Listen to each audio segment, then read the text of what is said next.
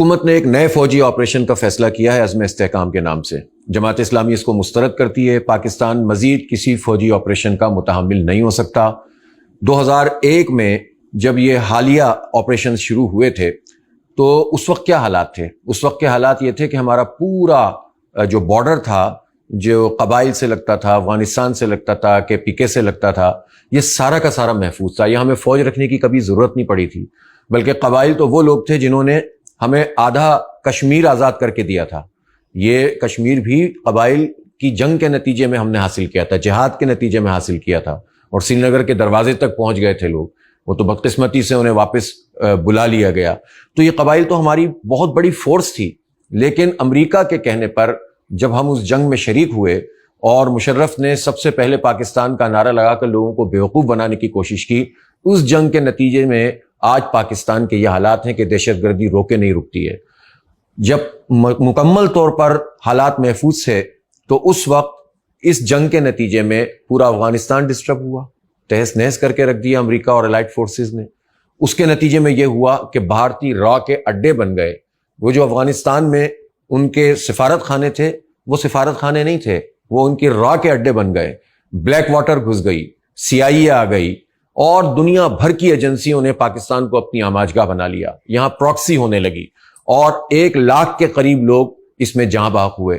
ہزاروں فوجی اس میں، افسران بھی اور اہلکار بھی اس میں شامل تھے، FC کے لوگ، اور اسی طرح پولیس کے لوگ اس دہشت گردی کا نشانہ بنے، عام لوگ نشانہ بنے، اور بار بار فوجی آپریشن کیے گئے، لیکن بار بار کے یہ آپریشنز پاکستان کو کوئی فائدہ نہیں پہنچا سکے۔ ایک تخمینے کے مطابق 150 سے 200 بلین ڈالر کا پاکستانی معیشت کو نقصان ہوا، اور پاکستان کے ہاتھ میں کچھ بھی نہیں آیا۔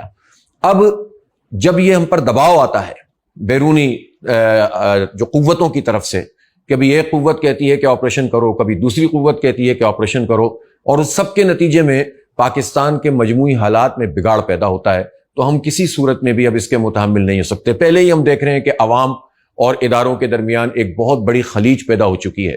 ظاہر ہے جب لوگ اپنی آئینی حدود کو پامال کرتے ہیں، جب لوگ اپنی ذمہ داریوں کے بجائے دیگر ذمہ داریاں اختیار کرنا شروع کر دیتے ہیں، آئین کو کراس کرنے کی کوشش کرتے ہیں، تو اس کے نتیجے میں حالات وقتی طور پر تو کوئی کنٹرول کر سکتا ہے طاقت کے ذریعے سے، لیکن انسانوں کے ذہنوں کو، دل و دماغ کو کنٹرول نہیں کیا جا سکتا۔ زبردستی جو لوگ مسلط ہو کر حکومت میں آ گئے ہوں فارم 47 کی بنیاد پر، وہ اپنی ہی فارم 47 والی پارلیمنٹ سے بھی اس چیز کو پاس نہیں کرتے، بلکہ وہ ایک ایپیکس کمیٹی کے نام سے فیصلہ کر لیتے ہیں کہ اب ہم ایک آپریشن کریں گے۔ یعنی جس چیز پر پاکستان کے مستقبل کا انحصار ہو، پاکستان کے لیے اتنی اسٹریٹجک پوزیشن کا حامل یہ فیصلہ ہو، وہ فیصلہ وہ اپنی ہی پارلیمنٹ سے نہیں کرواتے کہ جو ان کی من پسند پارلیمنٹ ہے، جو فارم 45 پہ نہیں آئی ہوئی ہے۔ اس سے آپ اندازہ کر سکتے ہیں کہ یہ جو اس وقت رجیم موجود ہے، اس کی لیجیٹمیسی کیا ہے، اس کی قانونی حیثیت کیا ہے، اس کی اخلاقی حیثیت کیا ہے۔ لیکن اس کے باوجود ہم یہ سمجھتے ہیں کہ جو کچھ بھی ہے، حکومت کو اب تمام اسٹیک ہولڈرز کو آن بورڈ لینا چاہیے۔ دہشت گردی کا مسئلہ یہ اتنا عام مسئلہ نہیں ہے کہ جس کو آپ آپریشنوں کے ذریعے سے حل کریں گے۔ اس کے تجربے ناکام ہو چکے ہیں۔ ہمیں تو یہ ریکارڈ بتایا جائے کہ پچھلے 23 سال میں جتنے آپریشنز ہوئے اور جتنی کارروائی ہوئی، اس کا رزلٹ کیا نکلا، اس سے پاکستان کو کیا ملا، اور اس سے خطے کی پوزیشن پہ کیا اثر پڑا۔ جب تک یہ بیلنس شیٹ نہیں آئے گی تو ہم نئے آپریشنوں کا فیصلہ کیسے کر سکتے ہیں؟ اس لیے فوج کے لیے بھی یہ بہتر ہے، عوام کے لیے بھی بہتر ہے، پاکستان کے لیے بھی بہتر ہے، جمہوریت کے لیے بھی بہتر ہے کہ اس نوعیت کا کوئی فیصلہ، کوئی ایڈونچر نہ کیا جائے جس سے پاکستان ایک نئے بحران کا شکار ہو جائے۔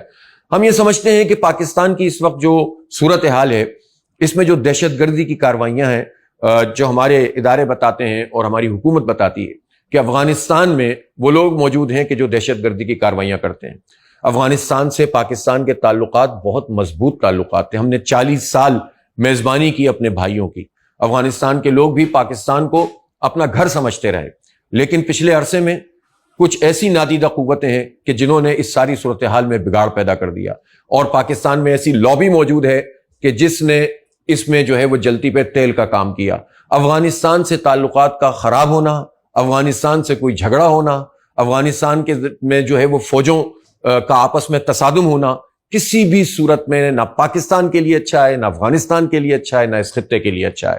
اس لیے حل تو یہی ہے کہ مذاکرات کیے جائیں، بامعنی مذاکرات کیے جائیں۔ ہر سطح پر اس بات کی کوشش کی جائے کہ افغان حکومت کو آن بورڈ لیا جائے. اور میں اس موقع پر افغان حکومت سے بھی یہ کہنا چاہتا ہوں, ہم کوئی فاصلہ محسوس نہیں کرتے افغان طالبان کی حکومت اور پاکستان میں, اس لیے کہ ہم سب مل کر ان سارے حالات کو فیس کرتے رہیں. افغان حکومت کا بھی کام یہ ہے کہ اپنی سرزمین کو پاکستان میں دہشت گردی کے لیے استعمال نہ ہونے دے. ایسی ساری قوتیں جو انریسٹ پیدا کر رہی ہیں, جس کا مجموعی فائدہ مغربی قوتوں کو ہوگا, جس کا مجموعی فائدہ ان لوگوں کو ہوگا جو مسلمانوں کے خلاف ہیں, جو اس خطے میں امن کے خلاف ہیں, جو اپنے مذموم مقاصد کے لیے اس خطے میں ڈسٹربنس پیدا کرنا چاہتے ہیں, تو افغان حکومت اگر دور اندیشی سے کام لے گی اور ایسی قوتوں کو روکے گی اور قوت کے ساتھ روکے گی, تو امن جو ہے وہ پائیدار بھی ہوگا اور یہ محبت کا جو تعلق ہے یہ مضبوط اور مزید استوار بھی ہوگا. اس لیے بامعنی مذاکرات کیے جائیں. ہم یہ سمجھتے ہیں کہ اس وقت جو خطے کی پوزیشن ہے, ایک طرف حکومت بھارت سے پینگے بڑھا رہی ہے, وہ بھارت جو نہ صرف کشمیر میں مسلمانوں کو قتل کر رہا ہے, جس نے ان کی جو ایک حیثیت تھی, جو آئینی اور قانونی طور پر ایک انڈیپینڈنٹ حیثیت مقبوضہ کشمیر کے لوگوں کو حاصل تھی, مودی نے اپنے عزائم کا اظہار کرتے ہوئے 370 اور جو 35A ہے اس کے ذریعے سے اس کو اپنی ٹیریٹری بنایا ہے. وہاں تقریباً 10 لاکھ سے زائد ملٹری اور پیرا ملٹری فورسز موجود ہیں. وہاں وہ ہماری زندگی کو انہوں نے تنگ کیا ہوا ہے. 1 لاکھ سے زائد مسلمان شہید ہو چکے ہیں. اس میں تو حکومت کہتی ہے کہ ہم بھارت سے تجارت کریں اور بھارت سے مذاکرات کریں, جبکہ اب تازہ ترین صورتحال سے بات پتہ چلی کہ بھارت صرف کشمیر میں ہی مسلمانوں کو قتل نہیں کر رہا, بلکہ اسرائیل جو کچھ کارروائیاں غزہ میں مسلمانوں کے خلاف کر رہا ہے اس میں بھارت کا اسلحہ موجود ہے. چیزیں بالکل عیاں ہو کر سامنے آ گئیں, لیکن یہ مرے جا رہے ہیں کہ بھارت سے پینگے بڑھائیں, اور افغانستان ہو یا ایران ہو, اس کے معاملات میں وہ پیش رفت نہیں ہو رہی. کیا پاک ایران پائپ لائن نہیں بننی چاہیے؟ کیا اس کے نتیجے میں پاکستان کے بہت سارے مسائل حل نہیں ہو جائیں گے؟ لیکن اس میں پیش رفت نہیں ہوگی. دوستوں کو دشمن بنانے اور دشمنوں سے پینگے بڑھانے کا یہ عمل اب ختم ہونا چاہیے. اس لیے جماعت اسلامی کی بہت واضح پوزیشن ہے, فوجی آپریشن مسئلے کا حل نہیں ہے, ٹارگیٹڈ ایکشن کیجئے.